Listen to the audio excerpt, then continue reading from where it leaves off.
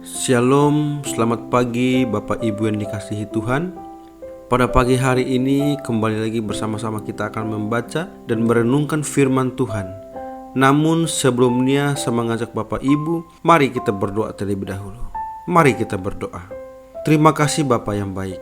Kami bersyukur buat berkat, kekuatan, kesehatan yang Tuhan masih berikan kepada kami. Sehingga pada pagi hari ini kami bisa bangun tidur dengan sehat. Itu semua karena berkat Tuhan.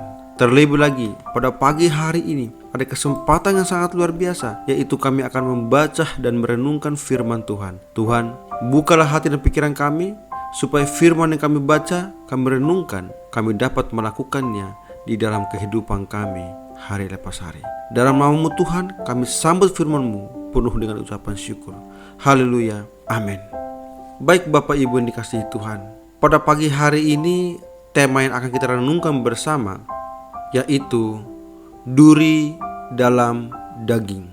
Duri dalam daging. Kita buka Alkitab kita dalam kitab 2 Korintus pasal yang ke-12 ayat yang ke-7. Saya akan bacakannya bagi kita semua. Dan supaya aku jangan meninggikan diri karena penyataan-penyataan yang luar biasa itu, maka aku diberi suatu duri di dalam dagingku, yaitu seorang utusan iblis untuk mengocoh aku, supaya aku jangan meninggikan diri. Bapak Ibu yang dikasihi Tuhan, dalam kehidupan kita terkadang ada masalah-masalah yang mudah terselesaikan. Tetapi terkadang ada masalah-masalah yang berkepanjangan seakan menjadi duri dalam daging kita. Rasul Paulus sebagai orang yang dipakai Allah secara luar biasa, ia diizinkan oleh Tuhan untuk menghadapi duri dalam daging. Duri dalam daging yang dimaksudkan di sini adalah sakit penyakit yang dialaminya. Apabila kita menghadapi hal tersebut, bagaimana seharusnya sikap kita? Melalui bagian ini kita akan belajar 4 hal agar kita tetap kuat meskipun menghadapi duri dalam daging. Yang pertama, Allah punya rencana yang indah bagi kita. Setiap masalah dalam kehidupan kita tidak ada yang terjadi secara kebetulan. Semuanya ada dalam rencana atau kontrolnya Allah. Sebagai contoh, kita dapat melihat Paulus diizinkan Tuhan mengalami duri dalam daging. Tujuannya apa? Supaya dia tidak sombong. Kita juga dapat melihat melalui kehidupan Yusuf, Kejadian pasal 39 sampai 45, yang diizinkan Tuhan menghadapi berbagai kesukaran. Dari mulai kebencian oleh saudara-saudaranya, dijual, difitnah oleh istri Potifar, masuk penjara, tetapi pada akhirnya diangkat menjadi orang terbesar kedua di Mesir. Supaya dia dan semua saudaranya serta ayahnya terpelihara di masa kelaparan. Untuk itu, apabila kita saat ini sedang menghadapi masalah berat yang berkepanjangan, tetaplah memiliki keyakinan bahwa di balik semua yang terjadi, Allah punya rencana yang baik.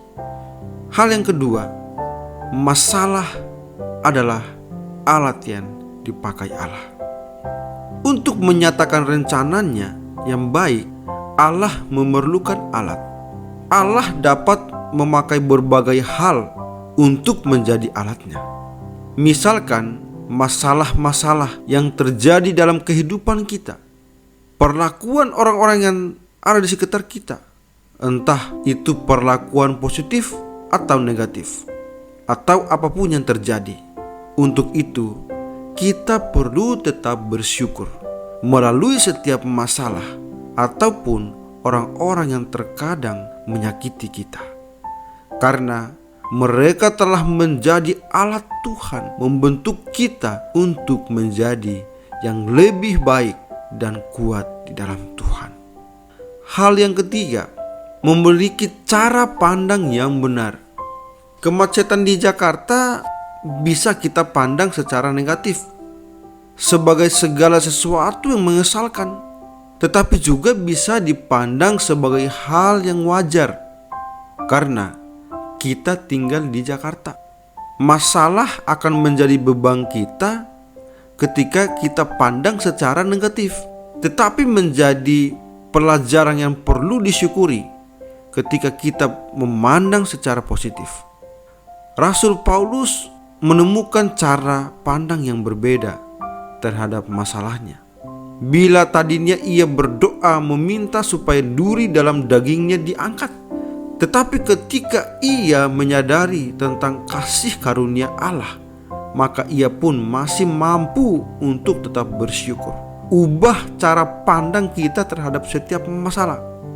Kita perlu tanamkan dalam hati dan pikiran kita bahwa melalui setiap masalah Tuhan mendewasakan karakter dan iman kita. Dan yang terakhir, yang keempat, tetaplah dalam berdoa. 1 Tesalonika 5 ayat 17 mengatakan, tetaplah berdoa. Ini berarti bahwa kita harus konsisten berdoa dalam setiap kondisi hidup kita. Apakah itu dalam kondisi yang menyenangkan ataupun tidak menyenangkan. Dalam konteks ini, Rasul Paulus menemukan cara pandang yang berbeda melalui kehidupan doa. Ia yang tadinya menghendaki agar Tuhan menyelesaikan masalahnya dengan mengangkat duri dalam dagingnya, tetapi kemudian ia dapat merasakan kasih karunia Tuhan yang luar biasa dalam kelemahan yang dialaminya. Melalui doa, bukan hanya kita sedang menghadirkan hadirat Tuhan dalam kehidupan kita, tetapi doa juga menghadirkan kuasa Allah yang memberi kita kekuatan, keyakinan, bahkan jalan keluar terhadap setiap masalah kita. Melalui bagian firman Tuhan pagi ini, kita belajar bahwa dalam setiap permasalahan kita, Allah punya rencana yang indah buat kita. Setiap masalah kita adalah alat yang dipakai Allah untuk menyatakan kehendaknya yang baik. Untuk itu, kita harus punya cara pandang yang benar serta tetap ada di dalam kehidupan doa. Amin. Mari kita berdoa. Terima kasih Bapa yang baik. Kami bersyukur pada pagi hari ini ada kesempatan yang sangat luar biasa, yaitu kami telah membaca dan merenungkan firman Tuhan. Biarlah firman yang sudah kami baca dan merenungkan, kami tetap melakukan itu dalam kehidupan kami hari lepas hari. Terima kasih Bapa yang baik. Sebentar lagi juga kami akan melanjutkan setiap kegiatan kami, aktivitas kami sepanjang hari ini. Apapun yang kami kerjakan, apapun yang kami lakukan, Tuhan turut campur tangan dalam kehidupan kami. Setiap langkah kami dan segala sesuatu kami lakukan, biarlah semuanya itu hanya untuk kemuliaan bagi nama Tuhan saja. Dalam nama-Mu Tuhan, kami berdoa dan kami bersyukur. Haleluya. Amin.